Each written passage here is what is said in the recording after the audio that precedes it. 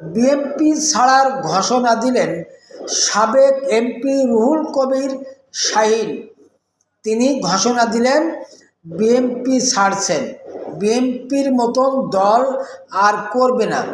বিএনপির দল কেন করবে?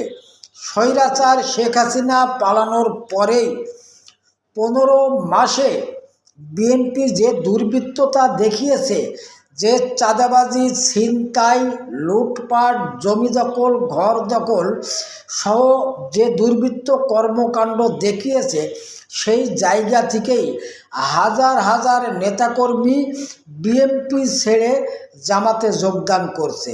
একটি মাত্রই কারণ, 15 মাসে যা ঘটিয়েছে দুর্বৃত্ত বিএনপি। 17 বছরে আওয়ামী লীগ ঘটায়নি, এমনকি অনেকেই মত প্রকাশ করছে 54 বছরে এমন ঘটনা বাংলাদেশে ঘটেনি। বিএনপি যা ঘটিয়েছে, এই জায়গা থেকে অনেক নেতা বিএনপি থেকে জামাতে যোগ দিচ্ছে।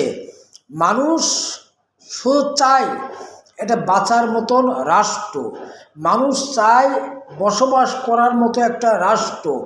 সেই জায়গা পরিষ্কার করার জন্যই অনেক নেতাকর্মী বিএনপি ছেড়ে জামাতে যোগদান করছে।